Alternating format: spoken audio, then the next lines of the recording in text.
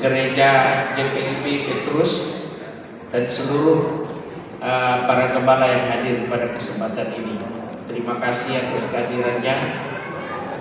Yang saya hormati Majelis Pertimbangan ada di sini yang mewakili Pak Tamunan Kinting, juga Ketua Umum DAD DKI Jakarta ya, bersama seluruh jajarannya.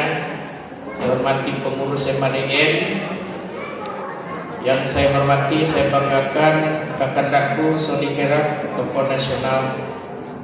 Penyemangat saya baca biografinya juga, perjalanannya luar biasa. Yang saya hormati Bapak Ibu ketua-ketua ormas di bawah MADN.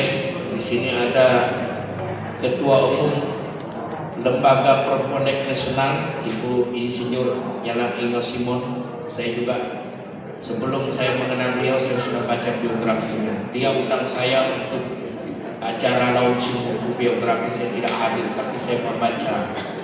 Setelah itu saya ketemu di Kalsel, berdua diskusi berdirilah LPDN nanti di Citra. Yang saya hormati juga Panglima Bakormat Nasional Bapak Cornelis Antonalau, Sarjana Ekonomi. Beliau ini Panglima Bakormat, juga kita bentuk hasil diskusi saya dengan Pak Tamunan dengan Pak Cornelis. Ini diskusi ketiga, jadi sesuatu yang besar tidak harus berkumpul rame-rame. Dua orang bisa membentuk sebuah gagasan besar, bertiga bisa membentuk sebuah gagasan besar. Contohnya Pak Korman, kita bentuk dengan gagasan-gagasan. Banyak lagi, mungkin saya banyak menggagas berbagai organisasi besar, termasuklah berdirinya DAD dan MADN. Saya salah satu penggagas, termasuk Borneo Dayak Forum Internasional, Forum Dayak di Indonesia. Dan saya hormati ada di sini Ketua Umum Lembaga Bantuan Hukum MADN, ada Pak Jalani Kristo Sayumaya. Beliau ini kita doakan Bapak Ibu saudara sekalian supaya cepat dapat istri. Amin.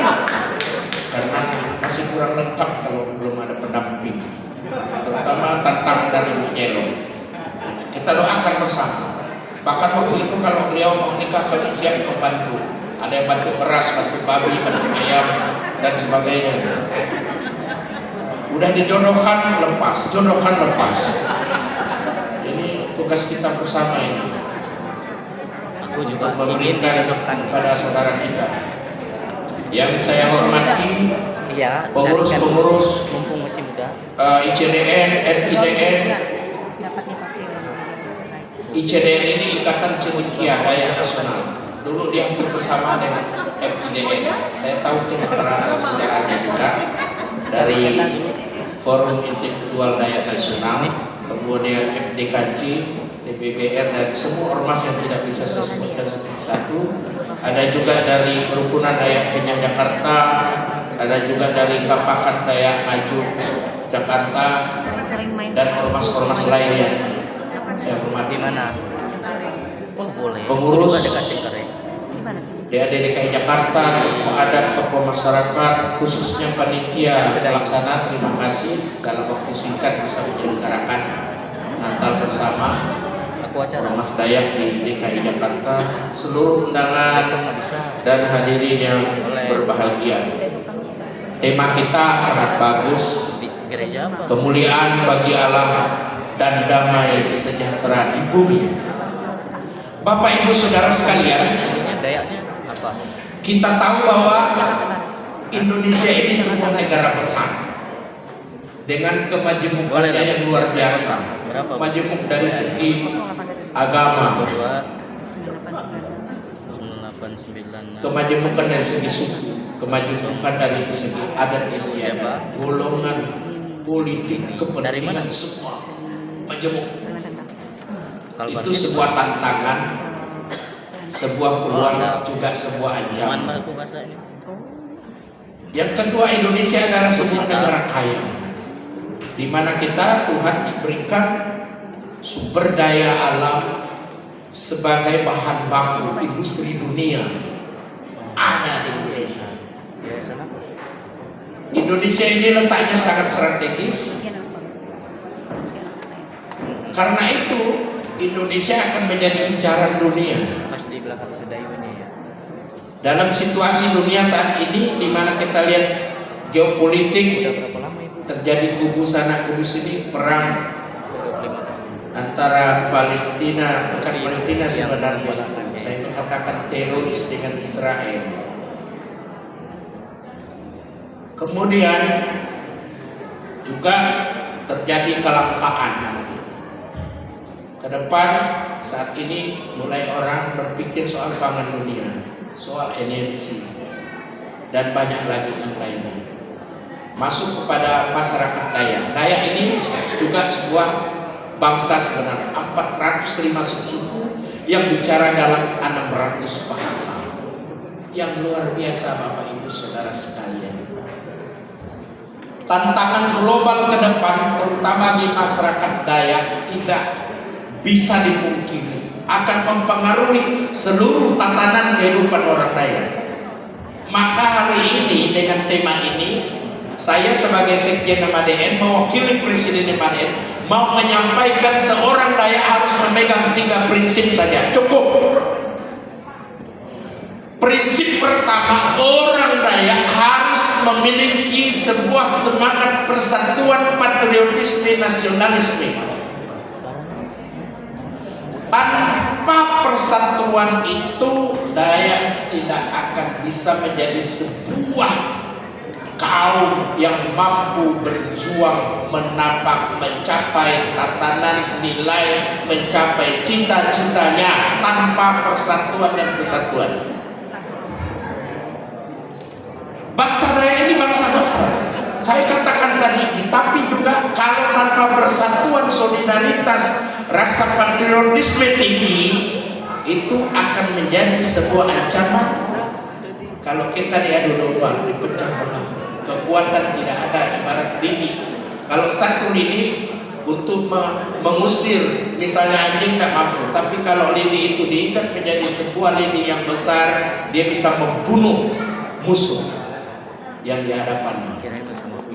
Semangat inilah pada hari ini mau disampaikan kepada kita, karena tanpa semangat persatuan tidak akan terwujud kemuliaan Kami perwakilan Jakarta Barat. kesejahteraan itu. Begitu juga saya melihat Salam Dayak. Tadi kan kita sudah melihat Ini perwakilan Salam Dayak itu Adil Kak Talino, jangan salah menyebut Adil Kak Talino. Harus bersikap adil terhadap sesama manusia tanpa memandang suku, agama, latar belakang golongan. Basengan Kak Jubata, Adil Kak Talino, Bacuramin Kak Saruga dulu. Bacuramin itu bercermin berpandangan hidup kepada kebaikan ajaran-ajaran Tuhan seperti perbuatan di dalam surga. Artinya kita harus berbuat baik terhadap sesama manusia di dalam hidup kita. Lalu Basengat Kak Jubata itu Basengat itu bernapas hidup. Jangan salah menyebut. Pak Cornelis biasa menyebut Adil Kak Talino, Bacuramin Kak Suraga, bukan Suraga, Saruga. Oh iya, mana Pak Cornelis? Basengat ada yang bilang besungat, ada yang bilang besengat, ada Mansengat. Basengat yang Basengat kan. Mansengat. Basengat itu artinya hidup bernapas. Artinya orang Dayak sejak zaman dulu sudah meyakini bahwa kehidupannya itu ada sesuatu yang lebih, yang maha, yaitu Tuhan yang Maha Kuasa. Sebenarnya Dayak itu bukan animisme, bukan dinamisme, sesuai dengan tatanan peradaban, sesuai dengan kemampuan mereka berpikir saat itu. Mungkin kalau drone waktu itu di mata ada zaman dulu, mungkin drone itu dibilang Tuhan. Iya kan? Heran dia lihat TV, kalau dia lihat hidup tiba-tiba itu Tuhan. Itu sesuai dengan kemampuan cara berpikir dulu. Nah, karena itu Bapak Ibu Saudara sekalian, saya melihat bahwa Salam Adil Kak Talino ini sama dengan nilai Pancasila. Karena itu bangsa Dayak ini punya kewajiban, Pak. Bagaimana kita sebagai bangsa Dayak ini harus terdepan mengawal Pancasila sebagai ideologi negara dalam kehidupan berbangsa bernegara. Karena Adil Kak Talino Bacuramin Kak Saruga itu persis mempunyai nilai yang sama dengan Pancasila. Karena itu kewajiban kita sebagai Dayak harus mengawal Pancasila ini, jangan sampai diotak-atik oleh siapapun. Harus. Tanpa Pancasila Indonesia hancur. Tidak ada perekat lain. Karena itu sebenarnya Pancasila itu sebuah ideologi yang sudah menjadi kesepakatan bersama yang dirumuskan oleh para pendiri bangsa itu tidak boleh diotak-atik oleh siapapun. Undang-Undang Dasar 45 masih bisa, Undang-Undang masih bisa, tapi Pancasila tidak boleh, harus ada kesepakatan nasional. Titik itu final, mengikat, tidak boleh diubah apapun. Dan itu menjadi ideologi dasar negara supaya Indonesia tidak pecah. Tapi logika berubah, kami merdeka, orang Dayak bilang kami merdeka, kalau ideologinya berubah. Kemudian untuk semangat persatuan dan kesatuan yang tinggi ini Bapak Ibu Saudara sekalian sebagai kunci, maka Dayak itu harus menghilangkan penyakit, Pak. Penyakit dari dalam ada, penyakit dari luar ada. Penyakit dari luar itu apa? Ya penyakit dari luar itu HIV. Dayak itu jangan mudah dihasut. I itu jangan mau mudah diiming-iming. P itu jangan mudah diprovokasi, propaganda itu penyakit dari luar. Orang Dayak ini paling mudah dihasut untuk menghantam sesama Dayaknya. Saya melihat banyak pengalaman ketika seorang Batak kerja di sebuah perusahaan, satu orang dalam setahun bisa 100. Dayak dalam 1 tahun dari 10 hilang sisa 1. Karena apa? Mudah dihasut, diadu domba. Dan Dayak ini paling mudah diiming-iming orang tidak percaya, bahkan dengan adik-beradiknya dia tidak percaya, dengan orang tuanya mungkin dia tidak percaya, apalagi dengan kaumnya, karena diiming-iming. Iming-iming ada strategi orang supaya kita ikut apa arahan mereka, padahal kita tidak tahu itu adalah sebuah penyakit. Provokasi, propaganda begitu juga. Orang lain mudah dihasut untuk berkelahi satu dengan yang lain. Dikasih uang kuda, yang tadi semakan seminum pun habis, berhantam dia gara-gara duit. Jadi nilai-nilai persatuannya, nilai-nilai solidaritasnya hilang karena sesuatu yang sesaat. Nah karena itu orang Dayak ini harus memiliki sikap solidaritas yang tinggi untuk menjaga persatuan dan kesatuannya. Tanpa itu perjuangan apapun tak bisa. Coba sekarang, mohon maaf, ini dunia pemilu. Saya sudah memberikan satu arahan-arahan dengan orang kita. Di satu tempat, misalnya saya ambil Kuburaya di Kabupaten Kuburaya di Kalimantan Barat, Dayak satu pun tidak ada. Mengapa? Nomor urut ini sampai sekian Dayak semua. Partai lain orang lain, kita berhantam sama kita, menjelekkan sama kita, satu pun ada yang dapat. Madura saya bilang 7, 8. Nah itu sebuah yang harus menjadi perhatian kita bersama. Yang kedua, selain memiliki semangat persatuan, profesionalisme. Dayak ke depan harus menjadi Dayak yang unggul, Dayak yang hebat. Tidak mungkin kamu diperhatikan orang kalau kualitasmu di bawah orang, omong kosong. Dayak harus jadi orang hebat. Saya mencontohkan diri saya, Tuhanku. Saya juara umum dari kelas 1 SD. Kuliah S1, lomba matematika tingkat nasional mewakili universitas. Magister hukum cum laude, nilai tertinggi. Dayak harus seperti itu. Kalau kita punya kualitas biasa-biasa, jangan menyalahkan orang lain untuk tidak memperhatikan kita. Orang Dayak harus menjadi kepala, bukan ekor. Bukan. Sebenarnya kita sebuah bangsa Dayak ini sebenarnya orang Israel juga yang diberi Tuhan cipta di Kalimantan ini. Orang Dayak hebat-hebat, sedang pintar-pintar. Nah karena itu orang Dayak harus mengasah diri untuk menjadi orang yang hebat. Satu yang harus kita tinggalkan, angkuh, penyakit aib, penyakit yang di luar, di dalam kan. Angkuh. Kalau orang Dayak angkuh udah, Dayak supaya bisa menerima ibu dari semua orang, supaya bisa bersahabat, bisa berkenalan, bisa berteman, bisa mendapat sesuatu dengan kerendahan hati, bukan aku. Kadang orang kaya ini ada prinsip 4 hidup manusia. Prinsip yang pertama, dia tahu tetapi dia tidak tahu apa yang dia tahu. Itu orang angkuh, sombong, tidak mau belajar dari orang lain. Yang kedua, lebih bagus, dia tidak tahu tetapi dia tahu apa yang dia tidak tahu. Artinya dia ini mau belajar kepada orang. Dia tidak menganggap dia lebih hebat dari orang. Kalau dia misalnya, saya seorang bapak, bisa saja ilmu saya lebih rendah dari anak saya harus mengambil ilmu yang dia dapat. Bukan berarti kita lebih tua, lebih ini, lalu ilmu kita lebih banyak. Tidak. Itu orang kedua. Orang yang ketiga lebih bagus. Dia tahu dan tahu apa yang dia tahu. Artinya orang ini memang memiliki kemampuan intelektual, kemampuan emosi, mampu beradaptasi. Dia memiliki kemampuan yang dia persiapkan. Dia rendah hati, dia cerdas, dia mau belajar, dia tidak menyerah dalam hidupnya, dia disiplin, dan dia mampu mengalahkan semua keadaan, persoalan-persoalannya. Itu yang manusia ketiga, itu sempurna. Tapi kita tidak mungkin sempurna seperti itu.